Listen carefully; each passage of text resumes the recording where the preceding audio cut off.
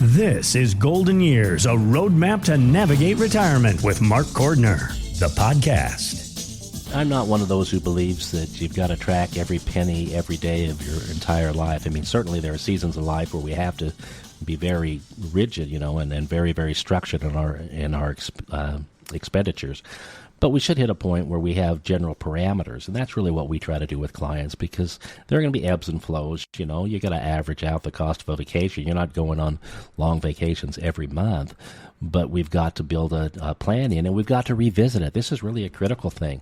My associate Daniel Carrington and I just had a conversation with some clients where we were basically stress testing their spending plans, because it's not linear. It's not like you're going to spend $7,000 a month as a fixed amount every month for the rest of your life. For most people, in those early months of retirement, it's kind of a go-go period where they're spending and they're enjoying, they're having fun while the health permits. And then if they've checked off items off that bucket list, it's kind of into a slow-go kind of period where they're at home more now, really focused more on local things, and their health has started to change. And then eventually we hit kind of a no-go period where we may have more in medical expenses, but we've already checked the bucket list. We're at home most of the time then. And so we create these tiered spending plans, but not only do we create those initially, we have to revisit them and kind of stress test, okay, where are we at now? And what has inflation done to the purchasing power of our money? Because realize every 25 years, our money is only going to be able to buy about half as much, meaning the purchasing power of each dollar is going to be about half as much every 25 years. So it's not a one-time check the box and we're done. It's a regular revisiting of things. So we structure a plan, and like any journey, we just kind of tweak it along the way as we encounter the bumps in the road and the detours and curveballs that life gives to us. Yeah, so it's wonderful to be engaged like that. It's one of the reasons I don't want to retire fully, because I really enjoy helping people do this. I get to live through them as well, so it's very, very rewarding for me. But just socially and psychologically and emotionally, it's wonderful to see people live their dreams and be part of helping them do that with confidence. And that's a great gift. How many times have you been hanging out with friends or family, and maybe you drive by a really nice house and you go, what are these people doing? How are they affording this? I want to be wealthy like them. Well, you've probably heard the phrase, the millionaire next door. This kind of goes the opposite direction, where there's lots of folks out there who have tons of wealth, but you would never know it. They don't show it. They don't talk about it. They don't have the fancy cars. They don't have the big fancy house. They even call it stealthy wealthy at times. So I want to know, what are some things that they're doing, Mark, that we need to really adapt and learn from? Boy, that's a loaded question. That's a great book. That book by Stanley came out about 30 years or so ago. I remember reading it shortly after I got out of college, and great book, where it talks about how the true millionaires nowadays more commonly are not the people you think of. I mean, there's a big difference between being wealthy and being rich, in my opinion. In my opinion, a person with wealth is someone who has money, and they have money typically because they've lived below their means. And I have lots of clients who are millionaires who, I think of some laborers and a janitor even that are millionaires because they just lived on less than they have. Now, those who are rich by perception are typically those who are living a certain kind of lifestyle. And I can think of tons of doctors and attorneys who have high income, but they have no money in the bank. They're rich in appearance, but they're not wealthy. I can think of one who I just so idolized as a young man, and as he came to me some years ago, it turns out he didn't have any money. His mentality was he was just going to work as an attorney until he died, because he had family and friends who had done that. And it just stunned me, because I thought, how naive to think that we're in control of this. I mean, half of people retire earlier than expected for reasons beyond their control, usually health-related. And certainly having lived through health problems in my own family, I don't want to ever assume that I'm in control of these things. But back to this question about our behaviors, we can certainly live on less. Everyone can live on less. Well, most everyone can live on less than what they earn. That's a choice as to prioritizing. Do we want to prioritize now or later? I love the expression about not eating our seed corn. I just drove through Idaho and Washington and saw all that beautiful farmland, and that phrase actually came to mind that I had learned early on, that the farmer can't eat all of his harvest. He needs to save a portion to be able to plant as seed seed corn, as it were, for the next year's harvest. And so we always have to be living on less, not consuming everything that we produce. That, I think, is the number one key to wealth, is just living on less. There's an old expression in our business that if you want to be wealthy, there's basically just three things to remember, and that's same house, same car, same wife. And we can laugh a little bit. Yeah, same house, same car, same wife kind of thing. Don't just don't do things that are going to be self-harming. Yeah, it's not about appearances. And so, so there's a lot we can do in avoiding appearance and status symbols and really focusing. I've seen people turn their financial lives completely around in a matter of 3 to 5 years. I've seen people get into 8 figures. I mean, we're talking tens of millions within a period of 10 to 15 years. Just because by just being more conservative, you think, with their finances? By being very focused. Certainly getting to tens of millions is not in the realm of possibility for most people. Most people aren't wired that way. But my point is simply that people who focus on things can really accomplish far more than they believe. Sometimes that requires some help. And I would always say, don't make the mistakes yourselves that others have made. Work with a professional. One of the advantages of working with my team and me is that we've got decades of experience watching people go through these processes. And so you pick up a few things that the do-it-yourselfers would never know, because do-it-yourselfers don't know what they don't know.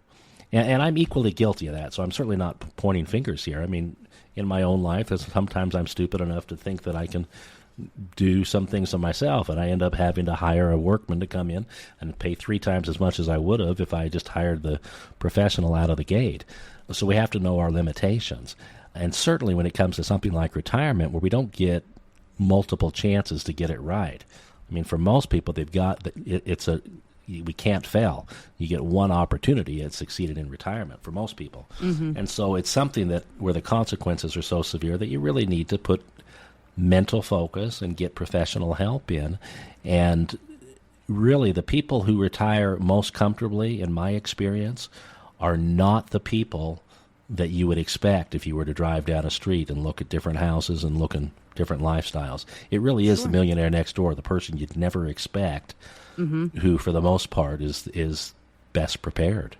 Yeah, well, the thing is, though, they're doing really common sense things, whether it's about, driving modest cars, same house, same wife, like you talked about, and also, just kind of tracking where their money's going. Where is it needed? Where is it kind of being thrown away? And then 2 big things that just us normal folks can do. You don't have to have that tens of millions of dollars. Is number one, you can focus on being tax efficient. That's been a big conversation as of late with the tax changes here under Trump. And then number 2, having multiple streams of cash flow. So let's talk about that. I mean, how do you make that happen? I mean, do you know of a money tree that none of us know about or something? No, I don't. But I absolutely am convinced that people need to have multiple sources of income, because none of us has a crystal ball on what's going to happen. So Social Security is one source of income. Pensions can be a source of income.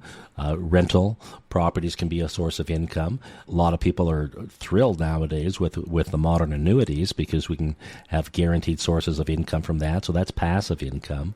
We can have businesses. There's a variety of things we can do to generate income streams. And the more income streams we have, the more diversified we are, the safer we're going to be. Now, even with limited resources, people can do that. I mean, I would say if you look at your average retiree nowadays, most of their wealth is in their home. They've got retirement savings. Sometimes there's a pension. Certainly there's Social Security, but right there are 4 different sources of income. And so if we can clarify what we have, it's much easier to determine what that will generate and then what our opportunities will be. Then we can decide, do we need to keep working? Can we stop working? I had a wonderful email yesterday just a couple days ago when I got off this trip, and it was from a client who decided they're going to retire October 3rd. So just coming up here in a few weeks, they're going to retire October 3rd. But when I met with them last month, I was driving through their state to meet with them, and last month he was telling me, no, I have to work 3 to 5 years. And I kept saying, I don't think that's the case. And he says, well, I know what I'd like to do. I have all sorts of ideas. Well, bottom line was I shared some more ideas with them. They got to thinking and talking as a couple. And a couple weeks later, I get this wonderful email saying, he's done. That's awesome. He's going to retire October 3rd. And so, yippee-ki-yay. It's just a wonderful thing. But again, it takes conscious thought. It really boils down to conscious thought. We can't just wing these things. So think about this. You've got a financial plan. You're feeling great. You're ready to move forward. But should you be looking at a plan, often to see if it needs to be adjusted? Does this depend on the economy, the markets? Gosh, even perhaps the retirement rules. Those are changing all the time. So, Mark, how often do you meet with clients to keep up with these changes? And, you don't want to get behind the eight ball on things. Yeah, that's a great question. And our standard is as much as the client needs. Now, for most of our clients, that means we're formally sitting down at least once, typically twice a year.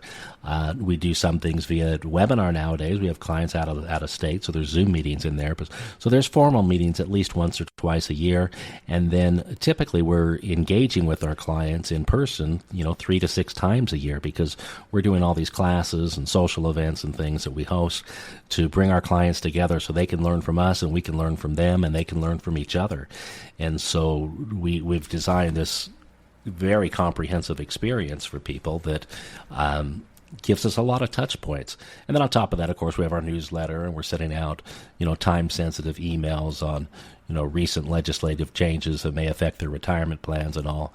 So, we've got dozens of contacts over the course of the year. But, yeah, my nature is as much as the client needs, at least once, if not twice, formally, multiple times informally throughout the year, but we're as close as the phone. We expect, quite frankly, in the first couple of years of working together, that people are going to need a lot of repetition. Because I always say it's kind of like going to church. We're not hearing a different message. It just takes a while for some of these ideas to sink in. And so we make ourselves available as our clients need. And it's repetition, because once it clicks, once that light bulb goes on and people understand the science as well as the art behind the work that we're doing for them, well, then they're liberated. They can go live their lives and not think about their money, which is really our end goal, is to get people where they have the confidence to go live and not worry about their money. So, yeah, we have a lot of interactions with our clients. Investment advisory services offered through Golden Years Financial LLC, a registered investment advisory firm. Insurance is offered through Golden Years Insurance Services. These firms do not provide legal or tax advice. Consult your own legal and tax advisors before taking actions that may have tax implications. Investing in securities involves risk, including the potential loss of principal. Insurance contracts principal protection is based on the claim-paying ability of the respective insurer. None of the information contained on this website shall constitute an offer to sell or solicit to buy a security or insurance product. The information and opinions contained on this site or requested from this site are provided by third parties believed to be reliable, but accuracy and completeness cannot be guaranteed. They are provided for informational purposes only and are not a solicitation to buy or sell any of the products mentioned. Any media logos and or trademarks contained herein are the property of their respective owners, and no endorsement by those owners of Mark Cordner, Golden Years Financial, or Golden Years Insurance is stated or implied.